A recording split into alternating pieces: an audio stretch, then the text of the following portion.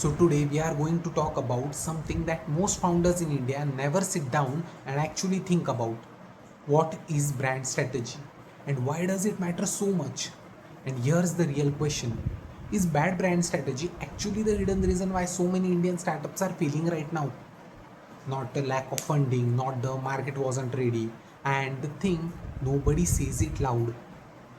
Stick with me for next 5 minutes because by the end of this video you are going to look at every brand around you completely differently. And here's my first question. You are at a store. You need an earphone under 1500 rupees. Sony or boat? Most of you have just said boat in your head instantly. No hesitation. And here's the strange part. Boat didn't even exist in 2016.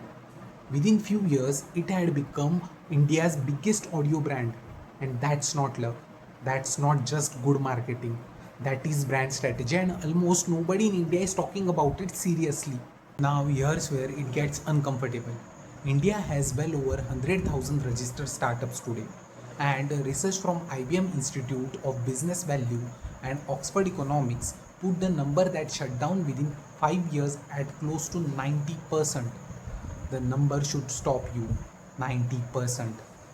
The obvious answer everyone gives: no funding, bad timing, tough market, and sure, those matters.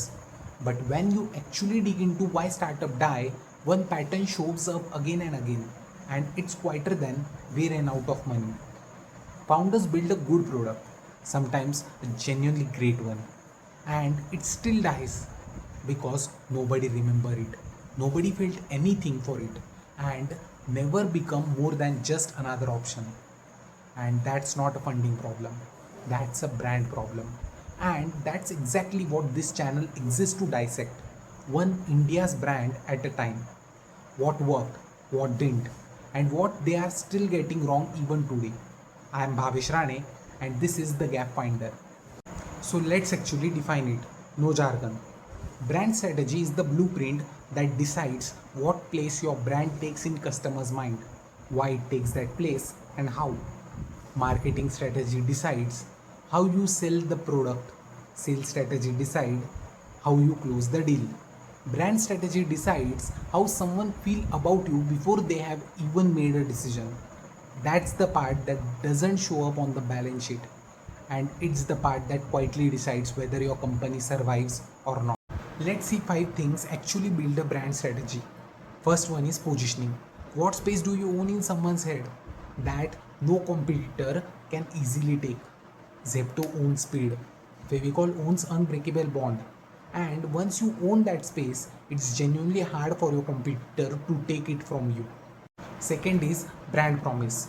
One line, something you deliver without expectation every single time. Domino's built there on 30 minutes or free.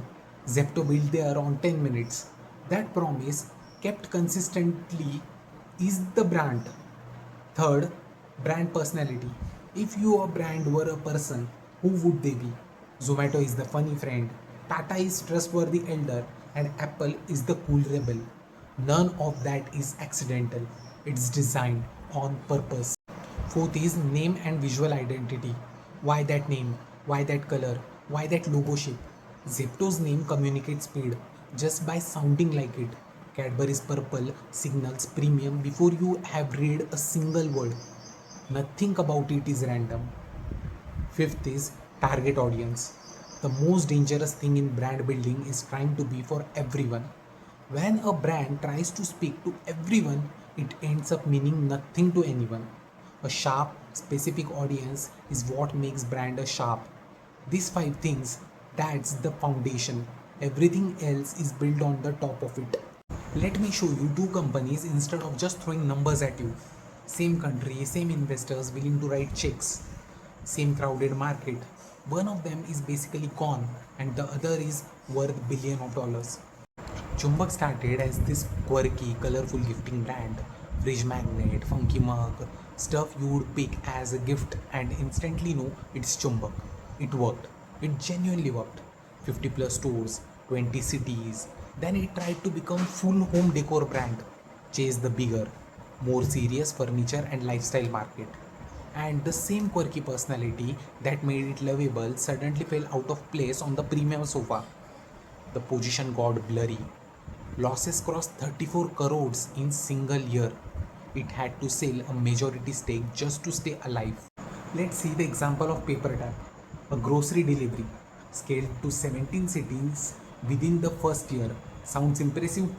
Expect it never had one real reason for someone to choose it over Grofers or a Big Basket. So it competed the only way it could: discounts, deeper and deeper discounts on the razor thin grocery margin that couldn't absorb them. The moment it had to stop subsidizing every order, the customer left with the discount. Shut down about a year and a half after launch. Now, the other side, CRED. Think about this for a second. A fintech app in a country where fintech ads also sound the same: fast, secure, cashback. CRED said no to all of that. It picked one narrow slice of India, people with a credit card score above 750, and instead of chasing everyone, built this absurd celebrity driven, almost cult like personality. People weren't just using CRED, they felt like they had been let into a club. That's not an accident.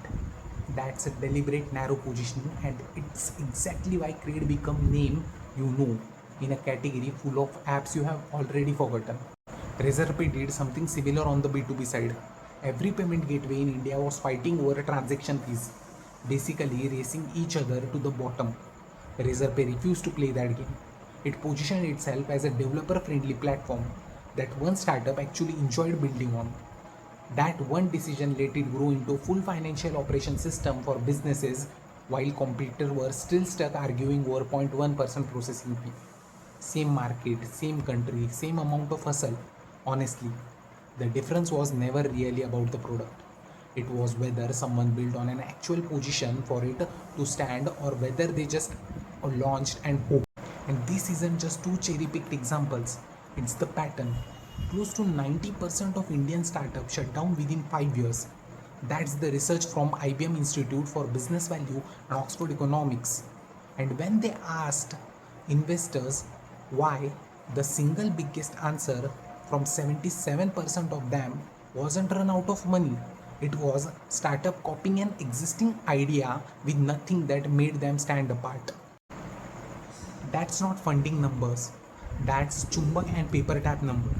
And on the flip side, India's top 100 brands today are worth over $500 billion combined, roughly 13% of the entire country's GDP.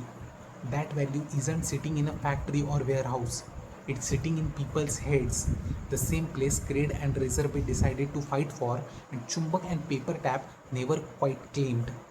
That's the gap. That's what this channel is built to find. So here's what this channel is going to do.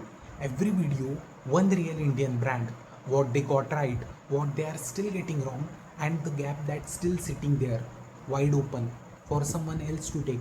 No highlighted reels, no founder origin stories, just the strategy, broken down honestly.